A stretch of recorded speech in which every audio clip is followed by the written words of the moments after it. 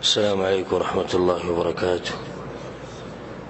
إن الحمد لله نحمده ونستعينه ونستغفره ونعوذ بالله من شرور أنفسنا ومن سيئات أعمالنا. من يهده الله فلا مضل له ومن يضلله فلا هادي له، وأشهد أن لا إله إلا الله وحده لا شريك له، وأشهد أن محمدا عبده ورسوله صلى الله عليه وعلى آله وصحبه أجمعين. أما بعد، الله سبحانه وتعالى دا فیصله ده چې دا کمی ساګانی زموږ په دې جسم کې دننه دي او دا روح به چلیږي، دا به ورځ د دې جسم نه وځي او دا جسم بیا په آرام شي. الله به ملک الموت راولیږي په دې ملایکو کې، نو د پیدایش په وخت کې به یو ملک را لېږلی په ملایکو کې، او بیا د مرګ په وخت کې پسې هم یو رالیږي. د هغې نه بعد بیا بله زندګي شروع شي، لکه څنګه چې الله سبحانه وتعالی دا خبره ځای په ځای کړې په قرآن کې او رسول صلی الله علیه وسلم په حدیثونو کې بیان کړې. دغه آخرني وخت مرګ ویل کېږي، او د نیکانو خلکو سوچ او غم او هم او فکر هغه دغه وخت سره په کوم وخت کې چې دوی رب العالمین ته مخامخ کېدو له ورځي. ځکه چې العبرة بالخواتیم اعتبار خاتمې لري. نو د نیکانو خلکو ملاګانې چې ماتې شوي دي، نو هغه دې خبرې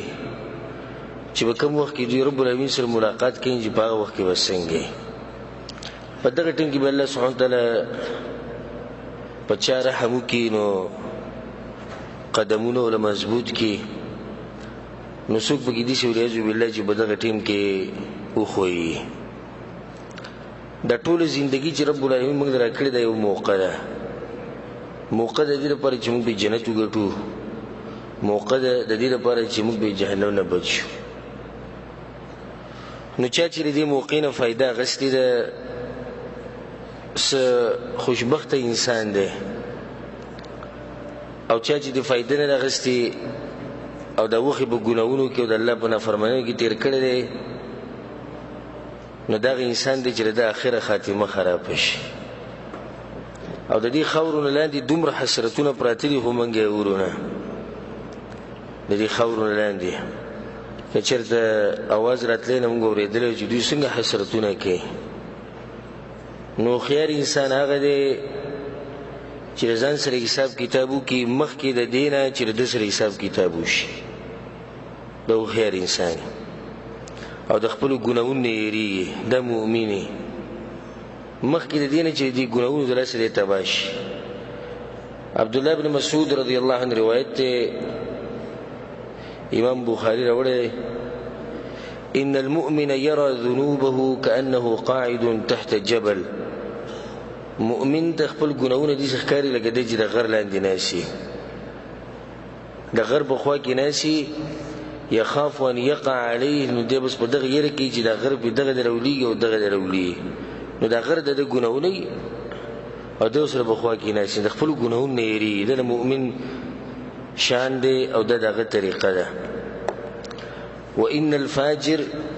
او فاجر انسان چې ګناهګار، يرى ذنوبه كذباب مر على أنفه فقال به هكذا.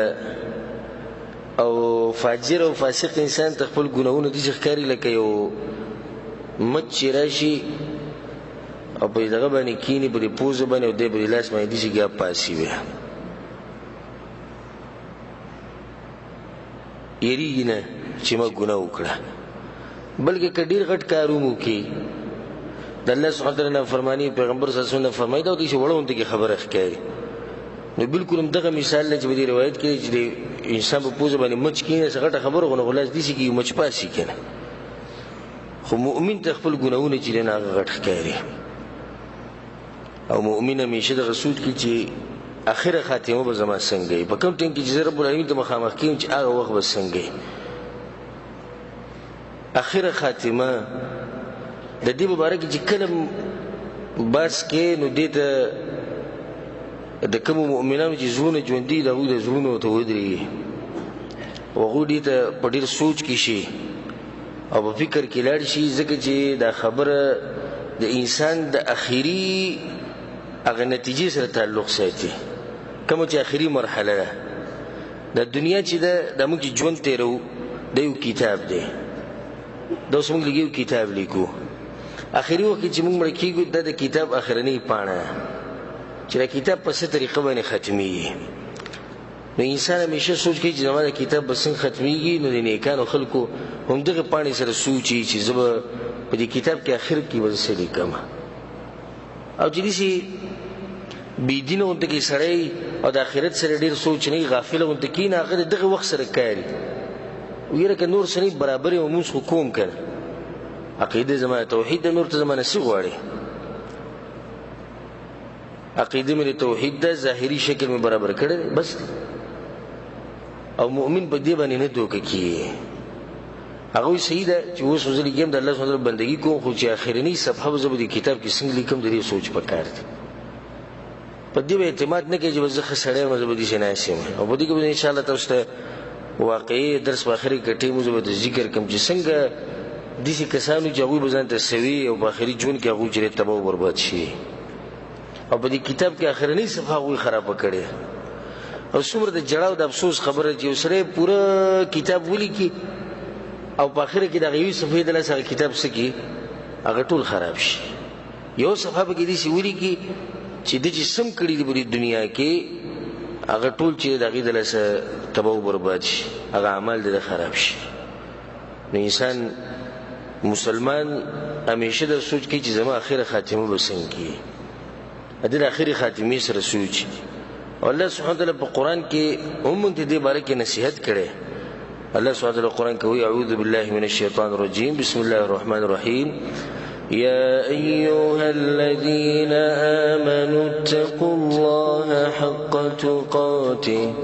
ولا تموتن إلا وأنتم مسلمون او مملکه تاسو مگر په دې حال کې تاسو مسلمانان یې الله طرف نه خبره مونږ ته د دې څه مطلب دی چې مملکه مگر په دې حال کې تاسو مسلمانان چې تاسو اخره خاتمه وروغي دا دې مطلب دی چې تاسو اخره خاتمه شي هغه وروغي په بل ځکه الله خپل پیغمبر ته وعبد ربک حتى ياتيك اليقين د خپل رب بندگی د کوم وخت پورې کې چې کله مرګ راشي د مرګ پورې به بندگی کې یعنی چې تعالی د مرګ په دې وخت کې راشي چې ته د رب العالمین په بندگی کې مصروف یې دې د اخره خاتمه روح خاتمه وایي الله په قران کې ووصى بها ابراهيم بنيه ويعقوب ابراهيم عليه السلام خپل بچو ته وصیت کړو یعقوب عليه السلام وصیت کړو يا بني إن الله اصطفى لكم الدين فلا تموتن إلا وأنتم مسلمون دی بچو ته دی وصیت کړو اے بچو پتہ سو دی مرګ رانی شي مگر په دې حال کې چې تاسو مسلمانان یې مطلب دی چې تاسو اخره خاتمه هغه برابرې انسان الله سبحانه وتعالی اخر خاتمه روغ ورکړي چې دینه بل غټ نعمت نشته اوس موږ نه شو درس ته زه درس کوم تاسو اوري موږ منځو کو سید الله به خو امید ساتو به دې یره کې بنې چې اخر کې وسکی د کتاب د اخرنی پاڼه موږ څنګه لیکو پس څنګه موږ لمرګ راځي دې پته نشته پته نشي چې په منځ کې به مرګ راځي پته نشته په عبادت کې مصروف مرګ راځي پته نشته ولیعذ بالله چې د الله په نافرمانی کې عمر راځي په دې هیڅ پته نه لري حدیث کې راځي دومره عجیب حدیث دی امام احمد بن حنبل رحمه الله راوړي واذا اراد الله عز وجل بعبد خيرا عسله الله چې کړه دی بند سره د خیر او د خیګړی ارادو کې نو عسله صحابي رسول الله وما عسله دې څه مطلب دی د عسل په عربي کې څه ته وایي ګبین ته وایي یعنی د دې مطلب دا دی رسول صلی الله علیه وسلم خبره مته چې په آخر کې الله د ژوند خوږ کی نبی او رسول صلی الله علیه وسلم ويفتح الله عز وجل له عملا صالحا قبل موته الله ول توفیق ورکی د نیک عمل د مرګ نه بالکل مخکې ثم يقبضه عليه بیا به د نیک عمل تساو اخلي دا ذکر الله سبحانه وتعالى د بنده لپاره د خیر او د ښېګړې راته کړي عسله عسل ګور د غبین ته د اخرنه ژوند دي شي د غبین په شان شي خوږ شي د خلکو سره محبت پیدا شي د خلک تیم راضي شي رب العالمین تیم راضي او د خواږه اعمال کین په دغه ټیم کې د نساو غستې شي یو بل حدیث کې راځي انس بن مالک رضی الله عنه حدیث ته او د امام احمد رحم الله راوړی اذا اراد الله بعبد خيرا استعمله الله چې کړي دی بنده لپاره د خیر او د ښېګړې را دوی استعمالي کی صحابوت یا رسول الله كيف يستعمل ولا يسقي استعمالي ويوفقه لعمل صالح قبل موته د مرګ نه مخکې الله د نیکو اعمالو توفیق ورکړي د استعمال کی بالکل تاسو را بس کې څنګه دیږي د مرګ په وخت کې د الله سبحانه وتعالى ډیر زیات توفیق ورکړي د مخکې نیک سړی خو د مرګ ته نږدې چې د نیک اعمالو ډیر زور ورکړي هغه نور سني خو الله سبحانه وتعالى دا سړی استعمال کی او د دې ژوند چې دا خوږ یو بل حدیث کې راځي د امام احمد راوړی دی روایت کې دي اذا اراد الله بعبد خيرا استعمله کله چې الله دې بنده لپاره ښېګړې را دوی کې استعمالي صحابه یا رسول الله څنګه استعمالي